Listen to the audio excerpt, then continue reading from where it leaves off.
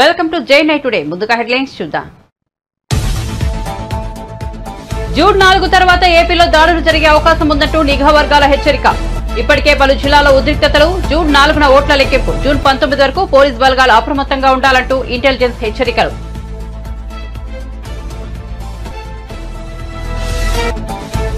ఉత్తమ్ కుమార్ రెడ్డికి ఒక్క గంట కూడా మంత్రిగా ఉండే అర్హత లేదు. రాజీనామా చేయాలన్న బీజేపీ శాసనసభాపక్ష నేత మహేశ్వర్ రెడ్డి. ధాన్యం కొనుగోలు కేంద్రాల్లో కోట్లాది రూపాయల చేతులు మారుతున్నాయని ఆరోపణ.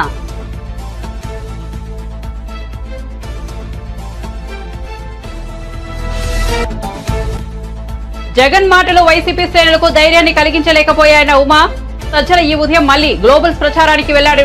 విమర్శలు. 40 మంది మంత్రుల్లో ఒక్కరు తాము గెలుస్తామని ధైర్యంగా చెప్పడం లేదని ఎద్దేవా.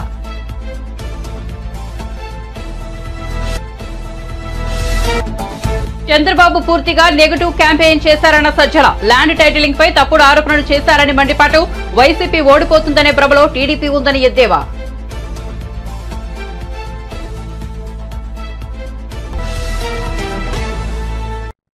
ఇక వార్త వివరాల్లోకి వెళ్తే ఏపీలో ఈసారి ప్రత్యేక పరిస్థితులు నెలకొన్నాయి. పోలింగ్ ముగిసిన తర్వాత కూడా హింసాత్మక ఘటనలు కొనసాగాయి. ఏపీలో ఎన్నికల కోడ్ వచ్చాక మునిపెన్నడూ లేనంతగా పెద్ద సంఖ్యలో పోలీసులు అధికారులపై వేటుపడింది. ఈ నేపథ్యంలో నిఘా వర్గాల నుంచి ఏపీకి హెచ్చరిక జారైంది. జూన్ 4 తర్వాత ఏపీలో దాడులు జరిగే అవకాశం ఉందన్నది ఇంటెలిజెన్స్ హెచ్చరికల సారాంశం. జూన్ 19 వరకు పోలీసులు అప్రమత్తంగా ఉండాలని, అవసరమైతే కేంద్ర బలగాలను మోహరించాలని జిల్లా కలెక్టర్లు, ఎస్పీలకు నిఘా విభాగం నుంచి హెచ్చరికలు అందాయి. ముఖ్యంగా తిరుపతి, పల్నాడు, చిత్తూరు, అనంతపురం, కర్నూలు, కడప జిల్లాల్లో అప్రమత్తంగా ఉండాలని స్పష్టం చేసింది. ఏపీలో మే 13న ఎన్నికలు జరగగా జూన్ 4న ఓట్ల లెక్కింపు చేపట్టనున్నారు. పోలింగ్ సందర్భంగా చెలరేగిన ఉద్రిక్తతలు ఇప్పటికీ కొనసాగుతుండగా జూన్ 4న ఫలితాల వెల్లడితో పరిస్థితి ఎలా ఉంటుందోనని ఆందోళనలు వ్యక్తమవుతున్నాయి.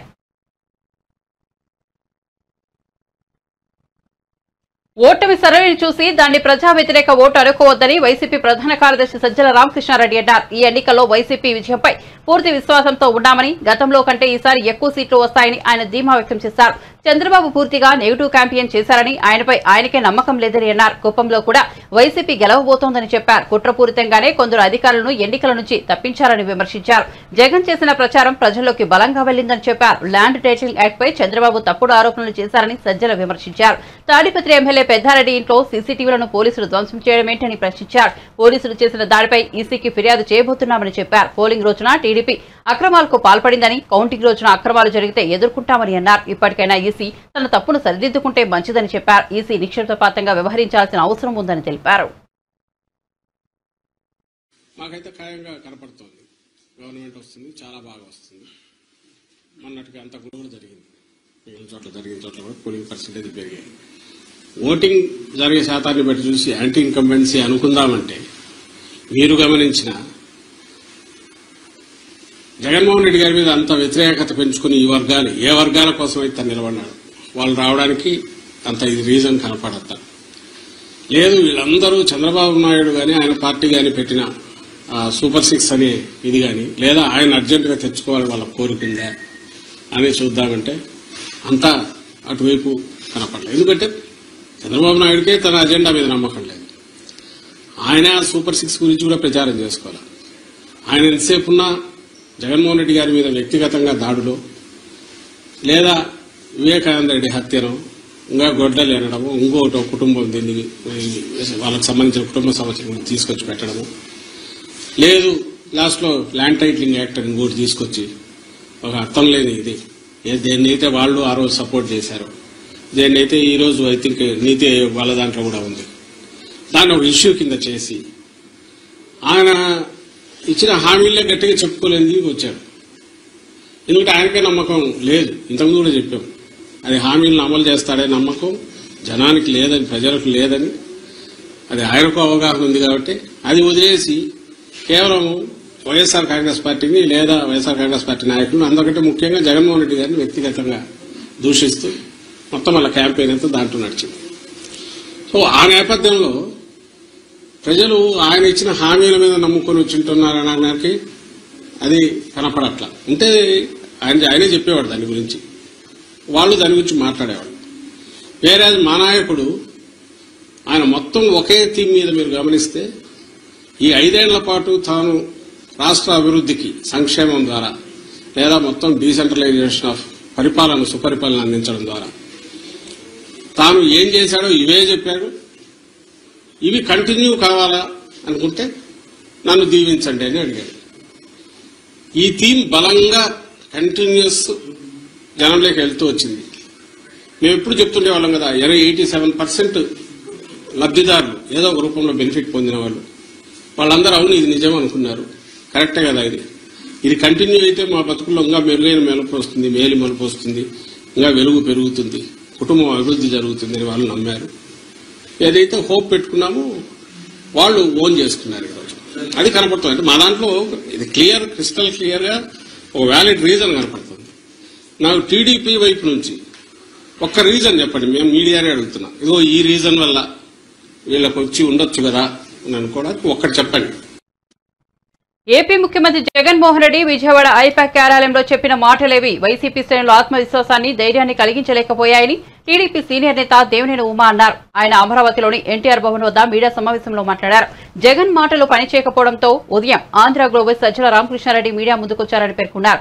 నాడు పార్లమెంట్ భవనాన్ని హిట్లర్ ఎలా తగలబెట్టారని ప్రతిపక్షాలపై ఆరోపణలు. ఇప్పుడు గ్లోబల్స్ కూడా పెద్దారెడ్డి ఇంటిపై మేము దాడి చేశామని, మేము సీసీ కెమెరాలు పాల్గొట్టామని అసత్య ప్రచారం చేస్తున్నారని మండిపడ్డారు. ఆంధ్ర గ్లోబల్స్ సజ్జల రామకృష్ణారెడ్డి ప్రజల ముందుకు వచ్చాడు, మీడియా ముందుకు వచ్చాడు. ఆ రోజు పార్లమెంటు భవనం తగలబెట్టుకొని ప్రతిపక్షాల మీద ఆరోపణలు చేసిన హిట్లర్ ఏ విధంగా చేశాడో ఈరోజు గోబెల్స్ కూడా పెద్దారెడ్డి ఇల్లు మేము దాడి చేశామని, మేము సీసీ కెమెరాలు పగలగొట్టామని ఈ అసత్య ప్రచారాన్ని మళ్ళీ లేపుతా ఉన్నాడు. ఇవాళ జగన్మోహన్ రెడ్డి మాటల్ని కేడర్ నమ్మలేదు, కేడర్ కాడిపడేశారు. నాయకులు, కార్యకర్తలు మీ మాటలు నమ్మే పరిస్థితిలో లేరు. ఒక చిన్న ఉదాహరణ, ఆర్టీఏ చిత్తూరు మీ పిఎల్ఆర్ ప్రాజెక్ట్స్ వెహికల్ నెంబర్ కూడా చెప్తాను. సజ్జల జగన్మోహన్ రెడ్డి మీ పిఎల్ఆర్ ప్రాజెక్ట్స్ వెహికల్సే AP39U E3857 లండన్ పోతా ఉన్నాడు. పిఎల్ఆర్ కంపెనీ వెహికల్స్ ఏమో బయట రాష్ట్రాలకి, బయట దేశాలకి ఎక్స్పోర్ట్ అయిపోతూ ఉన్నాయి. రెండో పక్క ఎవరన్నా అమ్మించాలని సజ్జల ఇవాళ నువ్వు మళ్ళీ సొల్లు కబుర్లు మొదలుపెట్టావు. ఇవాళ కేఏ పాల్ కాన్ఫిడెన్స్ లెవెల్ ఏ స్థాయిలో ఉందో జగన్మోహన్ రెడ్డి కాన్ఫిడెన్స్ లెవెల్ కూడా అదే స్థాయిలో నిన్న ఉంది. కేఏ పాల్ కాన్ఫిడెన్స్ లెవెల్కి, జగన్మోహన్ రెడ్డి కాన్ఫిడెన్స్ లెవెల్కి నిన్న సోషల్ మీడియాలో ట్రోలింగ్సే అర్థమవుతూ ఉన్నాయి. కాబట్టి పిచ్చి ప్రలాపనలు మానేయండి. ల్యాండ్ టైటిలింగ్ యాక్ట్ మీ పుట్టి ముంచింది.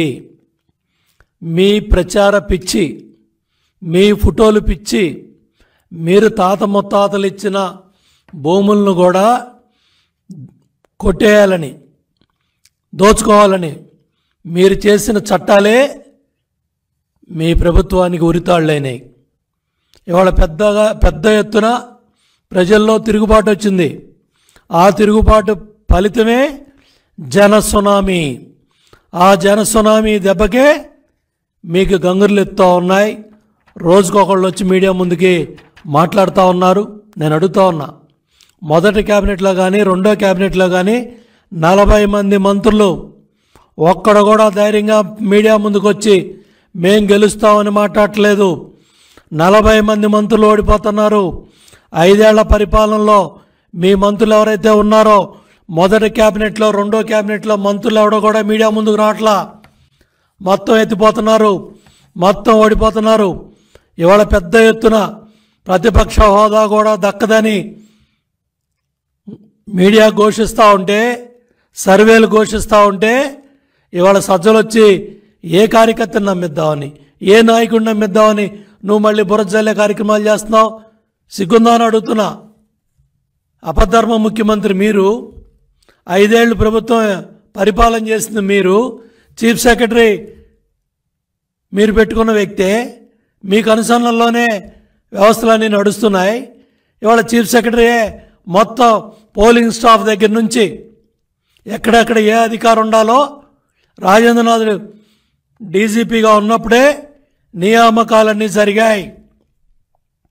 ఇవాళ ఈసీ మీద బురద జల్లాలనో, తెలుగుదేశం పార్టీ మీద బురద జల్లాలనో, ఎన్డీఏ కాటు మీద బురద జల్లాలనో, కేంద్రం మీద బురద జల్లాలనో ఇవాళ సజ్జల ఎత్తిపోయే మాటలు మాట్లాడుతూ ఉన్నాడు.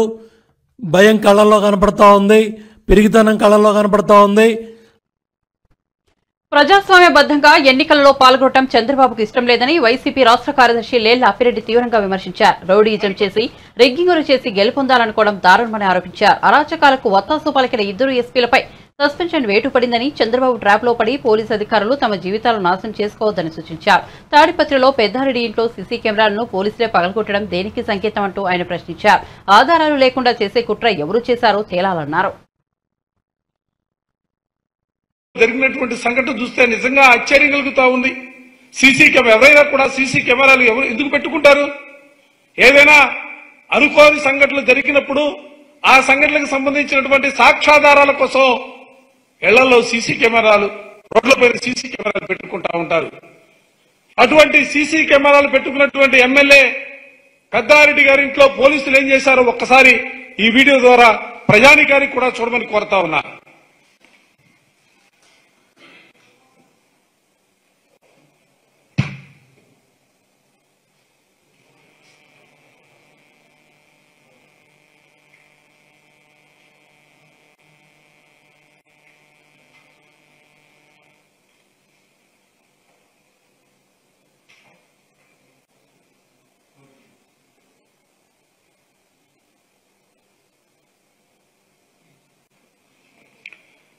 సాక్షాత్తు శాసనసభ్యుడిగా ఉన్నటువంటి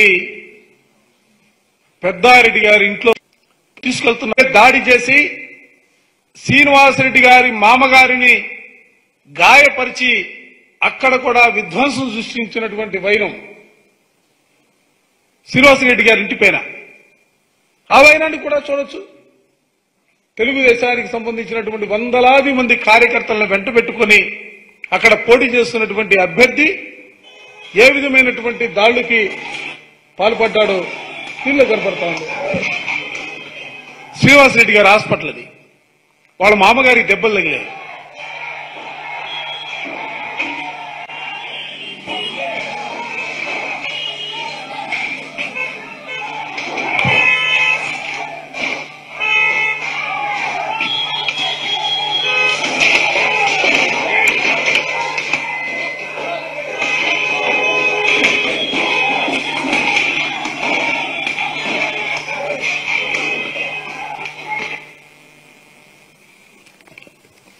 కేతిరెడ్డి పెద్దారెడ్డి గారింట్లో వేకువజామున కార్యక్రమం జరిగితే నరసరావుపేట ఎమ్మెల్యే శ్రీనివాసరెడ్డి గారి హాస్పిటల్ పైన, ఇంటి పైన పట్టపగలు జరిగినటువంటి దాడికి సంబంధించినటువంటి విజువల్స్ మీరు చూశారు. అసలు ఎటుపోతా ఉంది పోలీస్ వ్యవస్థ? ఎవరి ప్రయోజనాల కోసం మీరు పనిచేస్తున్నారో మీరు చదివినటువంటి చదువుకు సంబంధించి ఒక్కసారి ఆలోచించమని చెప్పిన ఈ సందర్భంగా కోరుతా ఉన్నాను. ఏ విధమైనటువంటి ఫలితాలు ఉంటాయో చూశారు. పల్నాడు ఎస్పీ సస్పెండ్ చేశారు, అనంతపురం ఎస్పీని సస్పెండ్ చేశారు, తిరుపతి ఎస్పీని ట్రాన్స్ఫర్ చేశారు. అసలు ఇది ఒక ఎన్నికల్లో జరిగినటువంటి సంఘటనలకు సంబంధించి అధికారులు సస్పెండ్ చేయటం, ట్రాన్స్ఫర్ చేయటం అనేది సిగ్గుగా అనిపించట్లేదా? కేంద్రం నుంచి వచ్చాడు Deepak Mishra, police observer, retired IPS officer. ఆయన కనుసన్నల్లో మొత్తం ఇదంతా కూడా ఆయన కనుసన్నల్లోనే మొత్తం జరిగినటువంటి పరిస్థితులు కూడా నిన్ననే ఎన్నికల కమిషన్ గారికి, గవర్నర్ గారికి అందరికీ కూడా మెమోరియల్ కూడా ఇవ్వడం జరిగింది. ఇవాళ వైఎస్ఆర్ కాంగ్రెస్ పార్టీ కోరుకుంటుంది కానీ ఈ రాష్ట్రంలో ఒక ప్రశాంతమైనటువంటి వాతావరణం ఉండాలని మా ముఖ్యమంత్రి జగన్మోహన్ రెడ్డి గారు ఆశపడతా ఉన్నాడు. ఆ రీతిగానే ఇవాళ రాష్ట్రంలో ఉన్నటువంటి వైఎస్ఆర్ కాంగ్రెస్ పార్టీ శ్రేణులన్నీ కూడా తెలుగుదేశం వారు ఎంత కవ్వించినా, ఎంత దాడులకు పాల్పడినా కూడా మేమందరూ కూడా సమన్వయం పాటిస్తా ఉన్నాం. వైసీపీకి ఓటమి భయం పట్టుకుందని టీడీపీ ఉండి అభ్యర్థి ఎంపీ రఘురామకృష్ణరాజు అన్నారు. ఓటమి భయంతోనే పల్నాడు, తాడిపత్రి, తిరుపతి తదితర ప్రాంతాల్లో హింసాత్మక ఘటనలకు పాల్పడుతున్నారని చెప్పారు. సజ్జలతో పాటు వైసీపీ నేతల కళ్లలో భయం కనపడుతోందని వ్యాఖ్యానించారు. నోరు అబద్దం చెప్పినా కళ్ళు అబద్దం చెప్పవని అన్నారు. కూటమికి 130కి పైగా సీట్లు వస్తాయని తాను ఇంతకు ముందే చెప్పానని, ఆ సంఖ్య 150 సీట్లు దాటినా తాను ఆశ్చర్యపోనని చెప్పారు. గతంలో జగన్ కు 110 వస్తాయని అనుకుంటే 151 వచ్చాయని దీన్ని ఎవరూ ఎక్స్పెక్ట్ చేయలేదని అన్నారు. ఈ మెజార్టీని జగన్ కూడా ఊహించలేకపోయారని చెప్పారు.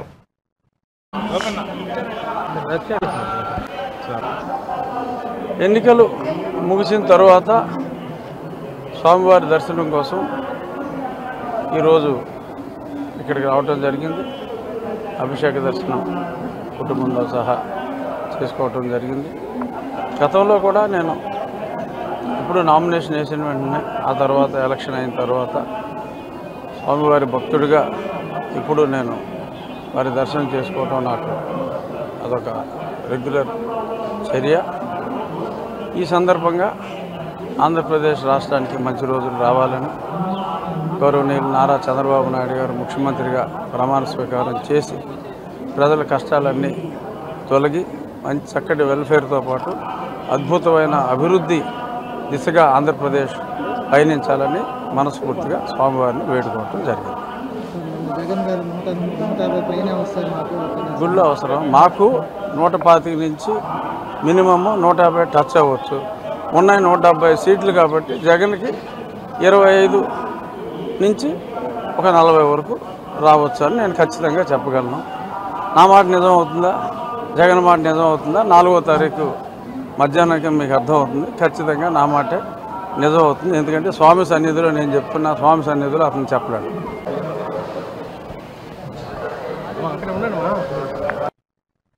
వైఎస్ఆర్సీపీ నాయకులు ఆంధ్రప్రదేశ్ ను అరాచక ప్రదేశ్ గా మార్చారని బీజేపీ అధికార ప్రతినిధి భానుప్రకాష్ రెడ్డి మండిపడ్డారు. ఎన్నికల రోజు ఆ తర్వాత కూడా విచ్చలవిడిగా దాడులకు తెగబడ్డారని దుయ్యబట్టారు. తిరుపతిలో నిర్వహించిన మీడియా సమావేశంలో ఆయన మాట్లాడారు. వైఎస్ఆర్సీపీకి ఓటేయకపోతే ప్రజల్ని చంపేస్తారా అని ప్రశ్నించారు. ఈ ఎన్నికల్లో ప్రజలు కసితో ఓటేశారని, రాష్ట్రంలో జగన్ అరాచక పాలన అంతం కావడం ఖాయమని భానుప్రకాష్ ధీమా వ్యక్తం చేశారు. ఆంధ్రప్రదేశ్ లో అంబేద్కర్ గారి రాజ్యాంగం పనిచేస్తుందా అని చెప్పి భారతీయ జనతా పార్టీ ప్రశ్నిస్తా ఉంది. ప్రశాంతంగా జరగాల్సినటువంటి ఎన్నికలు దొంగ ఓట్లతో, కరెన్సీ నోట్ల పంపకాలతో మొదలైనటువంటి ఎన్నికలు మరుసటి రోజు ఓటేసిన పాపానికి అధికార పార్టీ నాయకుల ఆగడాలు, అధికార పార్టీ నాయకుల దౌర్జన్యాలు మనగాని గమనించినట్టయితే మన ఆంధ్రప్రదేశ్లో ఉన్నామా, అరాచక ప్రదేశ్లో ఉన్నామా అని చెప్పి ప్రశ్నిస్తున్నాం. మేము మీకు ఓటేయకపోతే ఇళ్లలోకి వెళ్ళి దాడి చేస్తారా? మీకు ఓటేయకపోతే పెట్రోల్ బాంబులతో దాడి చేస్తారా? మీకు ఓటేయకపోతే వాహనాలు తగలబెడతారా? మీకు ఓటేయకపోతే ఇళ్లలకు దూరి మహిళలను కూడా చూడకుండా నిన్న విశాఖపట్నంలో గర్భవతి వారిని తనడం జరిగింది. అయ్యా లైన్లో రాయ ఎమ్మెల్యే గారు అంటే తెనాలిలో ఓటర్ని పట్టుకొని కొట్టడం ఎంతవరకు సమంజసం చెప్పండి? అంటే ఏం చేయాలనుకుంటున్నారు మీరు ఆంధ్రప్రదేశ్ని? 5 సంవత్సరాలు మీరు చేసింది చాలదా? తృప్తి లేదా మీకు? ఎన్నికల రోజు దౌర్జన్యం, ఎన్నికలు అయినాక దౌర్జన్యం. 4వ తేదీ వరకే మీ కథంతా. జూన్ 4వ తేదీ ఆంధ్రప్రదేశ్ రాష్ట్ర ప్రజలు ఆంధ్రప్రదేశ్లో అధికార మార్పిడిని అనుగుణంగా తీర్పు ఇవ్వడం జరిగింది. ఇంత కసితో ప్రజలు ఒక ప్రభుత్వాన్ని దింపాలి అని చెప్పి ఓటేసినటువంటి సందర్భం నేను మొన్ననే చూడడం జరిగింది. ప్రజలకు రక్షణ కల్పించాల్సినటువంటి పోలీసుల మీద అధికార పార్టీ నాయకులు దౌర్జన్యం. తిరుపతిలో ఆ గన్మెన్ మీద ఈ సమిటితో దాడి చేయడం జరిగింది. రక్తగాయాలైన రావడం జరిగింది. పొరబాటున అది తలకు తగిలింటే ఈరోజు పరిస్థితి ఏం చెప్పండి? అంటే మీరు ఉద్దేశపూర్వకంగా ప్రీ ప్లాన్డ్గా వచ్చారని చెప్పి అర్థమైపోతా ఉంది. ఎస్పీని సస్పెండ్ చేశారు నిన్న, కొందరు పోలీస్ అధికారులను సస్పెండ్ చేశారు. అధికారుల మీద చర్యలు తీసుకున్నారే, రాష్ట్రం మొత్తం మీద అధికార పార్టీ నాయకుల మీద ఎందుకు మీరు ఇంకా చర్యలు తీసుకోలేదు? చెంప చెల్లుమనిపించినటువంటి ఆ ఎమ్మెల్యేని అరెస్ట్ చేయండి. దీని వెనకాల కుట్రదారులు, సూత్రధారులు వెనకాలుండి ముందుకు పంపించినటువంటి రాజకీయ నాయకులు వాళ్ళని అరెస్ట్ చేయండి. వరుస సంఘటనలు జరుగుతున్నాయంటే ఇది పూర్తిగా పోలీస్ అధికారుల వైఫల్యంగా మేము భావిస్తున్నాం. ఇదే అధికార పార్టీ నాయకులు నిన్న ఆయన అంబటి రాంబాబు గారు అబద్ధాలకి కేర్ ఆఫ్ అడ్రస్. ఆయన నోరు తెరిస్తే అబద్ధాలు. ఆయన అంటాడు ఇంకో కూటమి గెలిచింది అని. ఏంది అంబటి గారు మీరు మాట్లాడేది? మీ భుజాన్ని మోసినందుకు, మీ పార్టీని మోసినందుకు ఈరోజు అధికారులు బలైపోయారు. ఈరోజు మళ్ళా దాన్ని మాకు ప్రతిపక్షాలకు మసిపూస్తారు. మిమ్మల్ని తార డబ్బాలు ముంచేశారు ఆంధ్రప్రదేశ్ ప్రజలు. ప్రశాంతంగా ఉండాల్సినటువంటి ఆంధ్రప్రదేశ్ని అగ్నిగుండంగా చేసేశారు అధికార పార్టీ వాళ్ళు. ఎవరిని స్పేర్ చేసే ప్రసక్తే లేదు. ఐపాక్ మాటలు సీఎం నమ్మారు. వాళ్ళు చెప్పింది ఏమంటే వైసీపీ ప్యాక్ అయిపోయింది, ఆంధ్రప్రదేశ్లో ఎన్డీఏ అధికారంలోకి రాబోతా ఉంది, ఎన్డీఏ మిత్రపక్షాలు అధికారంలోకి రాబోతున్నాము, ఇది ప్రజా తీర్పు. ఐప్యాక్ ఏందండి, దాని మాటలు ఎవరు నమ్మరు. అంతే. ఇటీవల ముగిసిన సార్వత్రిక ఎన్నికలపై టీడీపీ సీనియర్ నేత మాజీ మంత్రి ఆనం రామనారాయణ రెడ్డి సంచలన వ్యాఖ్యలు చేశారు. నెల్లూరు జిల్లా అధికారుల్లో చాలా మంది తమకు సహకరించలేదని ఆరోపించారు. జిల్లా యంత్రాంగం మొత్తం అధికార పార్టీకే కొమ్ము కాసిందని పేర్కొన్నారు. జిల్లాలోని మర్రిపాడు మండలం సమస్యాత్మకమైనదని, అక్కడ నాటు బాంబులు విసురుతున్నారని పేర్కొన్నారు.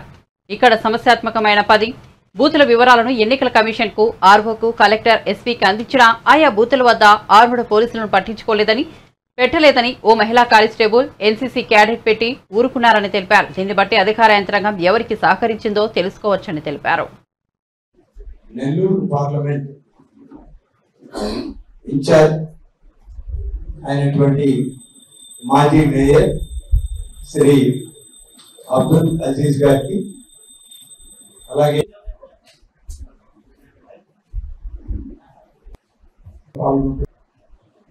మా అన్నగారైనటువంటి హృదయపూర్వకంగా తెలియజేసుకుంటూ, ఎన్నికలకు ముందు అసలు ఈ ఎన్నికల్లో సజావుగా నిర్వహించడానికి మాకు చాలామంది అధికారులు సహకరించలేదు, కొద్దిమంది మాత్రమే సహకరించారు. అధికారులుగా ఎన్నికల నిర్వహణలో పెద్ద ఎత్తున సహకారం అందించాల్సిన, అన్ని పార్టీలని సమానంగా చూడాల్సినటువంటి జిల్లా అధికార యంత్రాంగం అధికార పార్టీకి కొమ్ము కాసింది అని చెప్పడానికి మేమేమి వెనకడుగు వేయడం లేదు. ఉదాహరణకి చెప్పాలి అంటే, ఆత్మకూరు నియోజకవర్గంలో నేను అన్ని బూతులు తిరిగాను. నాతో పాటి కొంబి లక్ష్మీనాయుడు గారు మాజీ శాసనసభ్యులు విజయరామరెడ్డి గారు, అలాగే పెద్దలు రవీంద్రారెడ్డి గారు, బ్రహ్మారెడ్డి గారు అందరం కలిసి తిరిగాం. ఎక్కడికి వెళ్ళినా ఎక్కడ కూడా ఆర్ముడ్ పోలీస్ కనిపించినటువంటి దాఖలాలు లేవు. మరీ ముఖ్యంగా మర్రిపాడు మండలం అంటేనే సార్వత్రిక ఎన్నికల్లో ఒక ప్రత్యేకత ఉంది. నెల్లూరు జిల్లాలో నాటు బాంబుల్ని విసురుకున్న, ప్రజల్ని భయభ్రాంతుల్ని చేసిన పరిస్థితి ఈ జిల్లాలో మొదలైంది. కొద్ది కాలం నడిచింది. కేవలం గతంలో ఉదయగిరి నియోజకవర్గంలో ఉన్న మర్రిపాడు మండలం, ఉదయగిరి ప్రాంతాల్లోనే జరిగింది. దాదాపుగా బూత్ నెంబర్ 1 నుంచి 10 వరకు నాకు ఎన్నికల సరళిని గమనిస్తూ మేము పోయేటప్పుడు మర్రిపాడు మండలానికి సంబంధించినటువంటి మా నాయకుడు బ్రహ్మారెడ్డి గారు మాకు ఫోన్ చేసి చెప్పడం జరిగింది. 1 నుంచి 10 వరకు క్రిటికల్ బూత్స్ అని లిస్ట్ ఇచ్చాము. ఎన్నికల కమిషనర్కి ఇచ్చాం, మా ఆర్ఓకి ఇచ్చాం, జిల్లా కలెక్టర్కి, ఎస్పీకి, డిఐజీకి పంపడం జరిగింది. కానీ ఎక్కడ కూడా సాధారణ కానిస్టేబుల్ కూడా లేరు. అక్కడ ఉన్నది ప్రతి బూత్కి ఒక మహిళా కానిస్టేబుల్, ఒక ఎన్సీసీ క్యాడెట్ ఉన్నారు. నాటు బాంబుల సంస్కృతి ఉన్నటువంటి ప్రాంతాల్లో ఢిల్లీ ముఖ్యమంత్రి కేజ్రీవాల్ కు బెయిల్ దొరికినప్పుడు కవితకు ఎందుకు రావడం లేదని బీఆర్ఎస్ నేత ఆర్ఎస్ ప్రవీణ్ కుమార్ ప్రశ్నించారు. ఇది చాలా దారుణమన్నారు. తిహార్ జైల్లో కవితను కలిసిన అనంతరం ఆయన మీడియాతో మాట్లాడుతూ మద్యం పాలసీ కేసులో ఇతర రాజకీయ నాయకుల పేర్లు వెల్లడించాలని, కవితపై ఈడీ, సీబీఐల గురించి తీవ్రమైన ఒత్తిడి ఉందని, ఈ విషయాన్ని ఆమె తనతో పంచుకున్నారన్నారు. ఇతర నాయకుల పేర్లు చెప్పాలని ఒత్తిడి తేవడం అనైతికమని, చట్టవిరుద్ధమని పేర్కొన్నారు. రాజ్యాంగ విరుద్ధమని మండిపడ్డారు. తిహార్ జైల్లో ఆమె ధైర్యంగా ఉన్నారన్నారు. రాజకీయ కక్షతోనే చేసింది. నిజానికి ఢిల్లీ లిక్కర్ పాలసీ, ఢిల్లీ గవర్నమెంట్లో వాళ్లకు ఎక్కువ ఆదాయం రావడం కోసం మరి ఢిల్లీ గవర్నమెంట్ ఒక పాలసీ తీసుకున్నది. ఈ దేశంలో ఏ రాష్ట్ర ప్రభుత్వమైనా కేంద్ర ప్రభుత్వమైనా వాళ్ళ ఆదాయం పెంచుకోవడం కోసం రకరకాల పాలసీలు చేసుకుని ఆ పాలసీల ఇంప్లిమెంటేషన్లో పాల్గొన్న ప్రతి వ్యక్తి నేరస్తుడు అయితే మరి కేంద్ర ప్రభుత్వం కూడా నేరస్తుడు అవుతుంది కదా. కేంద్ర ప్రభుత్వం మొన్ననే రైతుల నల్ల చట్టాలు తీసుకొచ్చిండ్రు. సాక్షాత్తు దేశ ప్రధానమంత్రి నరేంద్ర మోడీ గారే ఈ నల్ల చట్టాలు తీసుకొచ్చిండు. మరి తీసుకొచ్చి మళ్ళీ ఒక 6 నెలల తర్వాత మళ్ళీ వాటిని విత్డ్రా చేసిండ్రు. మరి ఇప్పుడు నరేంద్ర మోడీ గారు ఎవరి ప్రయోజనాల కోసం ఆ కేసు తీసుకొచ్చిండ్రు? మరి నరేంద్ర మోడీ గారిని కూడా అరెస్ట్ చేయాలి కదా. మరి దీని గురించి ఎప్పుడైనా ఆలోచించిండ్రా? ఆలోచించలేదు. అంటే ప్రధానంగా ఈ ఈడీలో సెక్షన్ 50 ఉందని చెప్పేసి ఈ సెక్షన్ 50లో మరి burden of proof lies on the accused. అంటే ఈ బర్డెన్ ఆఫ్ ప్రూఫ్ అంటే ఈ తన నేర నిర్దోషిత్వాన్ని నిరూపించుకోవడం అనేది నిందితురాలి మీదనే ఉంటుంది. కాబట్టి అంతవరకు వాళ్ళని జైల్లో పెట్టొచ్చన్న ఒక చిన్న ప్రొవిజను ఒక సుప్రీం హైకోర్టు జడ్జిమెంట్ని తీసుకొని దాన్ని అడ్డంగా పెట్టుకొని రాజకీయ ప్రత్యర్థులందరినీ కూడా మరి వాళ్ళ గొంతు నొక్కే ప్రయత్నం ఇవాళ బీజేపీ ప్రభుత్వం చేస్తున్నది. నిజానికి ఇది చాలా హాస్యాస్పదంగా ఉన్నది. కల్వకుంట్ల కవిత గారి మీద ఈ కేసు పెట్టడం, మిగతా వాళ్ళ మీద పెట్టడం. నిజానికి ఇందులో ఈ క్రైమ్లో ఎక్కడ డబ్బు దొరకలేదు. నిజానికి పిఎంఎల్ఏ వైఎస్ఆర్సీపీ నేతల నుంచి తన కుటుంబానికి ప్రాణహాని ఉందని భద్రత కల్పించాలని గొట్టిముక్కల సుధాకర్ హైకోర్టులో పిటిషన్ దాఖలు చేశారు. గుర్తు తెలియని వ్యక్తులు తెనాలిలో తమ ఇంటి వద్ద సంచరిస్తున్నారని తెలిపారు. ఈ విషయంపై సుధాకర్ శుక్రవారం గుంటూరు జిల్లా ఎస్పీని కలిశారు. కోర్టు ఆదేశాల మేరకు రక్షణ కల్పించాలని విజ్ఞప్తి చేశారు. గుంటూరు జిల్లా తెనాలిలోని ఐతానగర్ పోలింగ్ కేంద్రంలో ఈ నెల 13న క్యూ లైన్ లో వచ్చి ఓటేయాలని చెప్పినందుకు సుధాకర్ అనే ఓటర్పై వైఎస్ఆర్సీపీ ఎమ్మెల్యే శివకుమార్ అతని అనుచరులు విచక్షణారహితంగా దాడి చేసిన విషయం తెలిసిందే. మా ఇంటి దగ్గర ఎవరో అనుమానాస్పదంగా తిరగటం అలా అనిపించి కొంచెం అంటే వాళ్ళందరికీ ప్రాణహాని ఉందనే అనుమానం నాకు వచ్చింది. అందుకని మేము హైకోర్టుని ఆశ్రయించడం జరిగింది. ఏమన్నారంటే ఓకే మేము ప్రొటెక్షన్ గురించి అడిగితే సరే ఇక్కడ ఎస్పీ ఆఫీస్కి అట్లాగే తెనాలి ఏఎస్పీ స్టేట్ ఎస్హెచ్ఓకి అట్లాగే సిఎస్ గారికి ఎలక్షన్ కమిషనర్ ఆఫ్ ఇండియాకి అట్లాగే ఎలక్షన్ కమిషనర్ ఆఫ్ ఆంధ్రప్రదేశ్కి రిప్రజెంటేషన్లు ఇవ్వండి, మీకు తగిన ప్రొటెక్షన్ ఏర్పాటు చేస్తూ ఉన్నారు. ఆ ఆదేశాలను అనుసరించి ఇక్కడ మేము మన గుంటూరు ఎస్పీ ఆఫీస్లో రిప్రజెంటేషన్ ఇవ్వడం జరిగింది. అది సవినయంగా తీసుకున్నారు. వారు మాకు కావాల్సిన ప్రొటెక్షన్ ఏర్పాటు చేస్తూ ఉన్నారు. అనుమానాస్పదంగా ఇంటి దగ్గర జనాలు తిరుగుతూ ఉన్నట్టుగా అనిపించింది. సో ప్రాణహాని ఉందని నాకు వాళ్ళ అనుయాయుల వల్ల, ఎమ్మెల్యే గారి అనుచరుల వల్ల. ఎందుకంటే మొన్న మీరు చూసుంటారు ఆ వీడియోల్లో వాళ్ళు ఏ రేంజ్లో మమ్మల్ని అటాక్ చేశారో అట్లా కొంచెం అనుమానాస్పదంగా మూమెంట్స్ చూసి కొంచెం మన జాగ్రత్తలో మనం ఉండాలి అని చెప్పేసి రిప్రజెంటేషన్ ఇచ్చాము. మొన్న కంప్లైంట్ మీద అదే వాళ్ళు ఎంక్వైరీ చేస్తున్నారు. ఇక మేము త్వరగా ఏదో కంక్లూజన్కి వస్తుందని ఆశిస్తున్నాం. బులెటిన్ ముగించే ముందు హెడ్లైన్స్ మరోసారి చూద్దాం. జూన్ 4 తర్వాత ఏపీలో దాడులు జరిగే అవకాశం ఉందంటూ నిఘా వర్గాల హెచ్చరిక. ఇప్పటికే పలు జిల్లాలో ఉద్రిక్తతలు. జూన్ 4న ఓట్ల లెక్కింపు. జూన్ 19 వరకు పోలీస్ బలగాలు అప్రమత్తంగా ఉండాలంటూ ఇంటెలిజెన్స్ హెచ్చరికలు.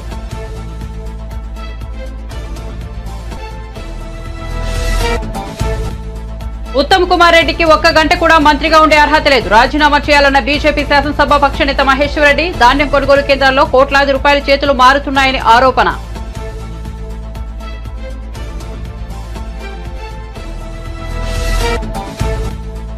జగన్ మాటలు వైసీపీ శ్రేణులకు ధైర్యాన్ని కలిగించలేకపోయాయన్న ఉమా. సజ్జల ఈ ఉదయం మళ్లీ గ్లోబల్ ప్రచారానికి చేయడానికి వచ్చారని విమర్శలు. 40 మంది మంత్రుల్లో ఒక్కరూ తాము గెలుస్తామని ధైర్యంగా చెప్పలేం లేదని ఎద్దేవా.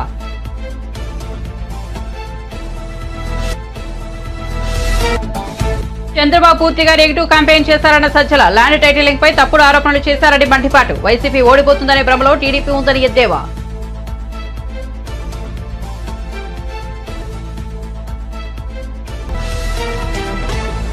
అప్డేట్స్ కోసం చూస్తూనే ఉండండి జై నైట్ టుడే.